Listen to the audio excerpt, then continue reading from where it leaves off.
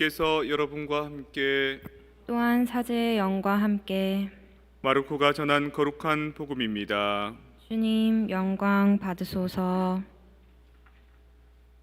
그때에 예수님께서 제자들과 함께 가이사리아 필립비 근처 마을을 향하여 길을 떠나셨다.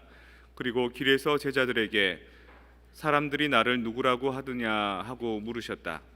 제자들이 대답하였다. 세례자 요한이라고 합니다. 그러나 어떤 이들은 엘리야라 하고 또 어떤 이들은 예언자 가운데 한 분이라고 합니다. 예수님께서 다시 그러면 너희는 나를 누구라고 하느냐 하고 물으시자 베드로가 스승님은 예수 그리스도이십니다 하고 대답하였다. 그러자 예수님께서는 제자들에게 당신에 관하여 아무에게도 말하지 말라고 엄중히 이르셨다. 예수님께서는 그 뒤에 사람의 아들이 반드시 많은 고난을 겪으시고 원로들과 수석 사제들과 율법 학자들에게 배척을 받아 죽임을 당하셨다가 사흘 만에 다시 살아나셔야 한다는 것을 제자들에게 가르치기 시작하셨다. 예수님께서는 이 말씀을 명백히 하셨다. 그러자 베드로가 예수님을 꼭 붙들고 반박하기 시작하였다. 그러나 예수님께서는 돌아서서 제자들을 보신 다음 베드로에게 사탄아 내게서 물러가라. 너는 하느님의 일은 생각하지 않고 사람의 일만 생각하는구나 하며 꾸짖으셨다. 예수님께서 제자들과 함께 군중을 가까이 부르시고 그들에게 말씀하셨다. 누구든지 내 뒤를 따르려면 자신을 버리고 제 십자가를 지고 나를 따라야 한다. 정녕 자기 목숨을 구하려는 사람은 목숨을 잃을 것이고 나와 복음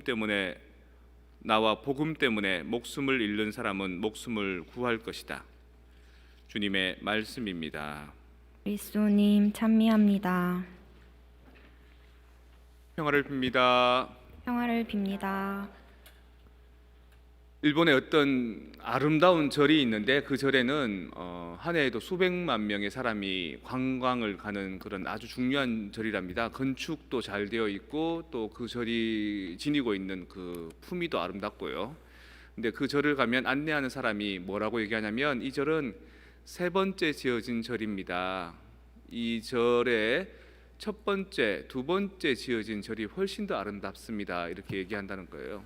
그러면서 설명하는 게 어떤 유명한 선사가 스님께서 이 절을 짓기 위해서 전국을 또 돌아다니면서 모금을 하셨는데 그 모금이 딱 다 끝나자마자 전염병이 돌았다는 겁니다. 일본 전역에. 그래서 그 전염병을 구제하기 위해서 절을 지으려고 했던 돈으로 전염병을 구제하는 데 다 썼답니다. 그리고 두 번째 또 시간이 오래 걸려서 절을 지으려고 했는데 이번에는 대화재가 일어났다는 거죠. 그 화재를 또 구제하는데 다른 사람들 난민들을 구제하는데 또 썼다는 겁니다. 그리고 그 스님이 다 나이가 늙어 돌아가실 때쯤 되었을 때 가까스로 이제 지어진 절이 저 절입니다.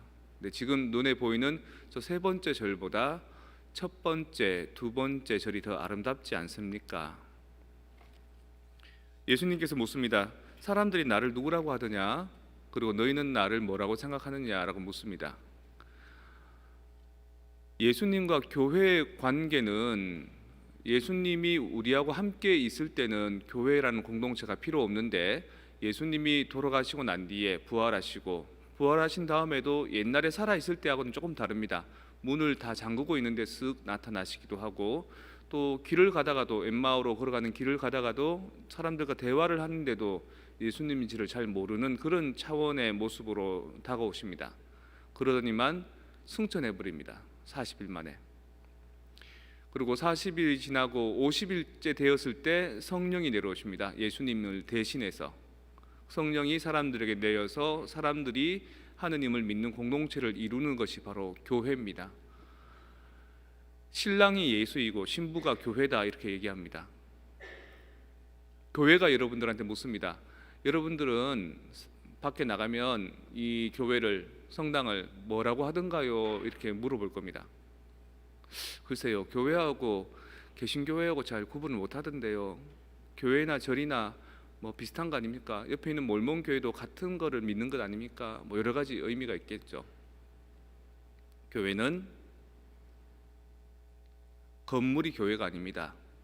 교회는 하느님을 믿는 사람들이 모여 있는 이 공동체를 바로 교회라고 합니다라고 교회는 얘기할 겁니다.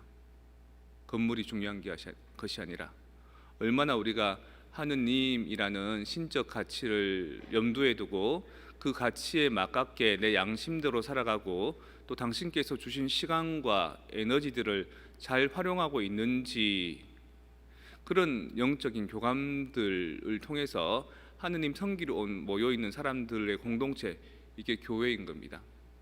저는 가끔씩 수도회에 대해서 생각해 봅니다. 수도 생활이 무엇인가? 가끔 어떤 사람들은 수도 생활은 그 수도회가 가지고 있는 전통, 역사, 또 하고 있는 일, 그걸 유지 운영하기 위해서 살아야 되는 것이 수도 생활인 줄 압니다. 저는 단호하게 거부합니다. 그런 삶 나는 살고 싶지 않다고. 나는 수도 생활 하러 온 게 하느님을 만나러 왔지, 하느님과 교감하고 하느님과 사랑에 빠지고 왔지, 이 우리 수도에서 하고 있는 일들에 내가 매몰되고 싶어서 온 게 아니라고. 그래서 많은 경우에서는 그 조직을 유지하는 데 있어서 신경을 많이 씁니다. 지금 하고 있는 본당 사목, 지금 하고 있는 사회복지 일, 지금 하고 있는 무엇 그렇게 하다 보면 부속에 지나지 않습니다. 세상 사람들은 그것을 충분히 하고 난 뒤에 그것에 대한 보상도 받는데, 우리는 그걸 충분히 해도 보상도 못 받는데, 그 보상보다 더 좋은 가치가 뭔가? 하느님과의 교감 때문에, 그로 인해서 넘치는 사랑 때문에 본당 일도 하고 다른 사회복지도 하고 다른 일도 할 수 있어야 되는데, 그거 없이 오로지 무슨 마피아 조직체처럼 그 조직체를 유지 운영하기 위해서, 그 별로 아니라고 생각합니다. 마찬가지 여러분도 신앙생활 하기 위해서 온 이 성당이 하나의 건물로 드러나는 것이 아니라 여러분들이 하느님과의 관계를 느끼는 것, 그리고 다른 그 어떤 삶을 살더라도 성당에 왔을 때 내 내면에 있는 내 양심과 마주치는 것, 그리고 좀 더 옳은 방향으로 삶을 지향해서 살아가는 것, 그것이 있어야지만 교회에 모여있는 그리스도인의 신자들답다라고 말할 수 있을 겁니다. 오늘 예수님께서 제자들한테 얘기합니다. 너희는 나를 누구라고 하느냐라고 하니까 당신은 그리스도이십니다라고 해놓고, 당신이 그러면 그리스도이기 때문에 해야 될 일을 가르쳐 줍니다. 나중에 많은 고난을 겪고 원로들과 수석사제들과 율법학자들한테 배척을 받고 죽임을 당했다가 사흘 만에 살아나야 된다라는 말을 해주니까 이 예수님을 그리스도라고 고백했던 베드로가 안 됩니다 선생님, 그래서는 그런 일이 있어서는 안 됩니다라고 막 말립니다. 그 예수님이 손을 탁 부리치고, 베드로야, 너는 사람의 일만 생각하는구나. 하느님의 일은, 교회의 일은 생각하지 않는구나. 결국 예수님이 자신의 사명을 산다는 것은 좋은 일, 거룩한 일, 영광스러운 일만 있는 것이 아니고 희생되는 일, 모함되는 일, 때로는 자신의 못난 꼴을 봐야 되는 일을 살아가야 되는 게 예수님이 살아가야 될 사명이란 겁니다. 마찬가지로 우리가 이 교회 공동체 안에 들어있다는 것은 항상 좋은 일만이 있는 것이 아니고, 이 교회 공동체 안에서 서로 자기 자리를 잡으면서 내 현재 모습도 깨닫게 되고 상대의 모난 모습도 깨닫게 되고, 그걸 통해서 어떻게 정말 유순하게 잘 어우러질 수 있는지를 깨달아가는 그 과정 안에 우리는 있는 겁니다. 그게 싫고 오로지 성당에 오면은 착한 사람만 있겠거니, 교회에 가면 좋은 사람만 있겠거니 라고 생각하고 온다면 오산, 그거는 사람의 일만 생각하는 것.